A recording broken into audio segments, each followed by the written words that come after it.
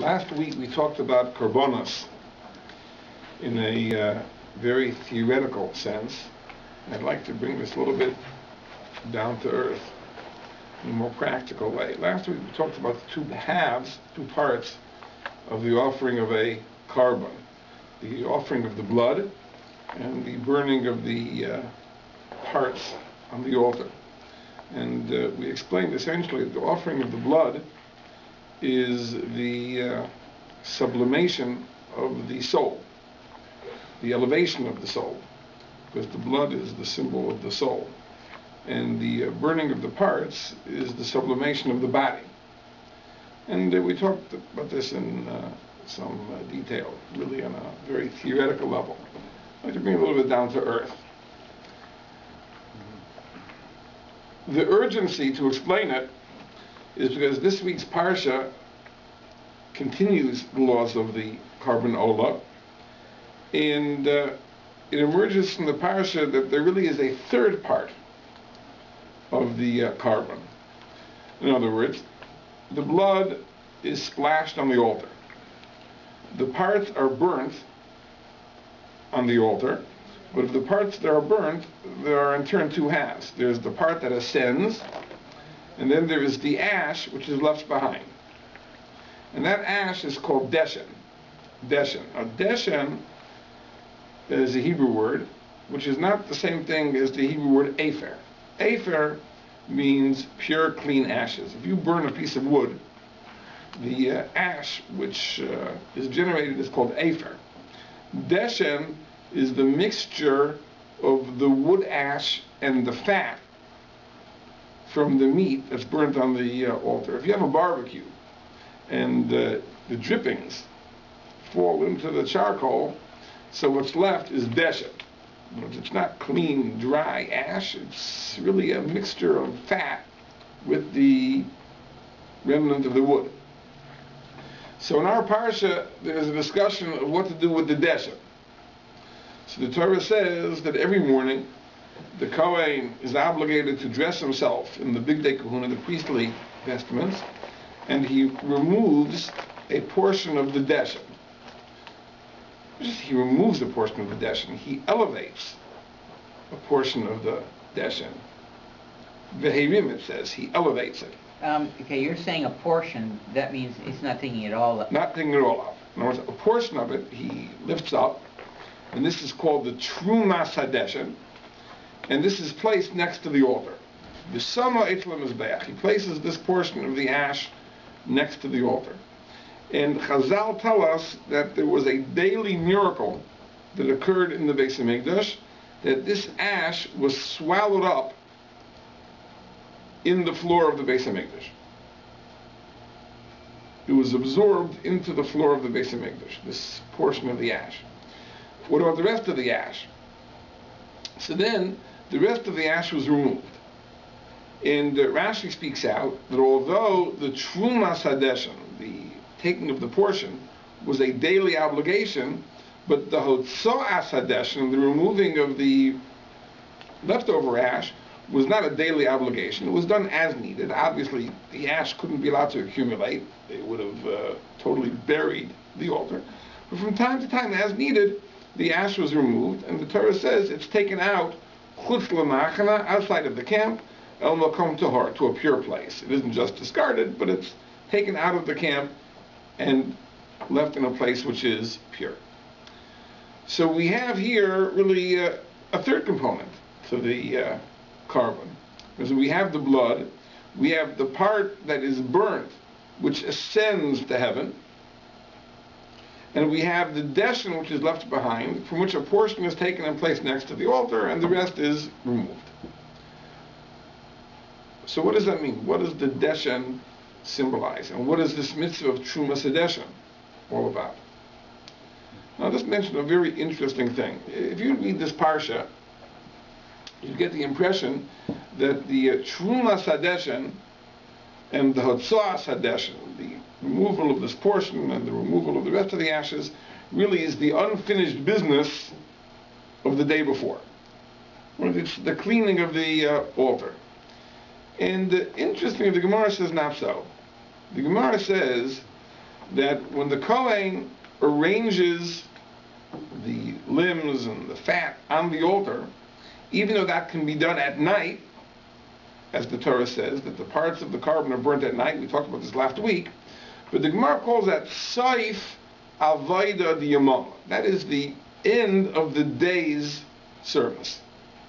Meaning it's the unfinished business of the previous day.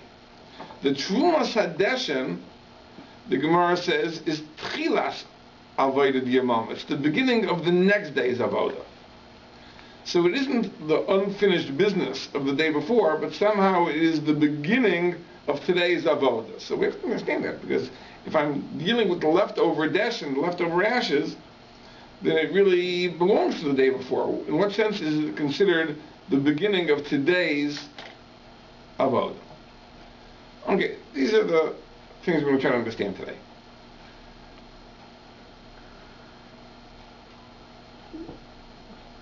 When we talk about the elevation of the soul and the elevation of the body, what do we mean in a very concrete sense? Let me share with you a very, very interesting idea. The Gemara says in Maseches Nida that there are three partners in the formation of a human being: the father, the mother, and the Ribbono Shel Olam. And the Gemara says the father and the mother contribute the body, and HaKadosh Baruch Hu infuses the soul. So these are the three partners. And the Baal HaTanya points out that it comes out from this Gemara that our souls really are not connected to our parents. Our parents contribute the body, but the soul doesn't come from our parents. The soul comes from the Ribbono Shel Olam. And it's very interesting. That means that really there's no connection between my soul and my parents' souls. There's a connection between my body and my parents' bodies, but not my soul and my parents' souls. Because the soul is injected by the Ribbono Shel Olam. That's what the Gemara seems to be saying. Now I'll mention that we once saw this idea from a famous responsum of the Rashba. The Rashba asks a very, very interesting question. We know there's a concept of schus avos, that we can bank on the merit of our forefathers. Meaning that we come to HaKadosh Baruch Hu and we pray to Him that God should help us in the merit of Avraham, Yitzchak, and Yaakov, and so on and so forth. And yet the Gemara says that in the judgment of Olam Haba, after we die and we're judged in the next world, Ein Abba Mizake Bro. The merit of a father cannot help for a child in the next world. So the question is, what's the difference? Why is it in this world the schus of us, the merit of our forefathers, can help us, and after we die and we're judged in the next world, no, there ain't Abba Mizaka Bra. The merit of the fathers can't help for the children. And the Rashba says exactly this, that in this world we have a connection to our parents, because our bodies are contributed by our fathers and mothers. So therefore, the same way we inherit our bodies, we can inherit merit, meaning our bodies can receive preferential treatment in the schus of our fathers and mothers. In the next world, we're souls. So the soul is fundamentally disconnected from the parents of that particular body, so the merit can't be passed down. There's no connection. There's no basis for transferring the merit. So this is the idea that the Tanya says. So the Baal HaTanya asks a very, very important question. He asks like this. There's an idea, he quotes it from the Arizal, but there are hints to it in the Talmud. The Arizal says that the intent of the parents when they are engaged in marital relations has tremendous impact on the spiritual qualities of the child. It is very important they should have good intentions. They should think pure thoughts, etc. Because if a child is conceived from this union, the spiritual quality of the child will be affected by the intentions of the parents. So asks the Baal HaTanya, if the only thing the parents contribute is the body, but the soul comes from the Ribbono Shel Olam, why should the intentions of the parents make a difference at all in terms of the spiritual qualities of the child? So the Baal HaTanya says like this. He says that it's true that the neshama comes from the Ribono Shel Olam, but the body provides the levushim, it provides the garments, it provides the tools for the neshama. So if the parents have good intentions, they are providing good tools for the soul that will occupy that body. If they have bad intentions, they are providing poor tools. Now let me explain this with a mashal. Let's say you have a carpenter. And this person is the world's most skilled carpenter. He can build anything. Magnificent furniture, buildings, etc. But he has to have tools. Now, if you give him a good saw and a good hammer and good tools, he can do good work. But if you give him a rusty saw and you give him a hammer where the head of the hammer is loose, and you don't give him a ruler to make straight lines, then he can't do good work. So it's true that the neshama really is the agent of all spiritual action. But it has to have tools. The tools are provided by the body. So if the parents have good intentions, the body will be comprised of good tools. If the parents have bad intentions, the neshama may be a lofty neshama, but it won't have the tools that it needs, and therefore won't be able to achieve great spiritual attainments. This is what the Baal Tanya says. What are these tools? What are these tools of the body? Baal Tanya explains these are the midas. These are the personality traits. These are the character traits of a person. Whereas the neshama could have the loftiest ideals, but if it's put in a body which is corrupted in some way, its character, its personality is not refined, it's not going to be able to achieve what it wants to achieve. So the levushim, the garments, the tools of the neshama reside in the guf, in the body, and these are the midas, these are the character traits, the personality traits. Getting back to the korban, the idea of the offering of the blood, again, is the sublimation of the soul. And we can conjecture that on the ground to earth, the bottom line, the sublimation of the soul means the values that we embrace intellectually. In other words, that which we understand, that which we come to know, that which we value, that is rooted purely in the neshama, in the intellect. And the sublimation of the soul means to embrace lofty ideals, that Torah is precious, more precious than amusement, than recreation, and so on and so forth. And these are intellectual understandings. And when we elevate the soul, that's what we're doing. We're embracing lofty ideals and we're rejecting mundane ideals. The sublimation of the body means that we are directing our midas, our personality traits, in a positive direction. Now, this is a very, very interesting thing. A personality trait,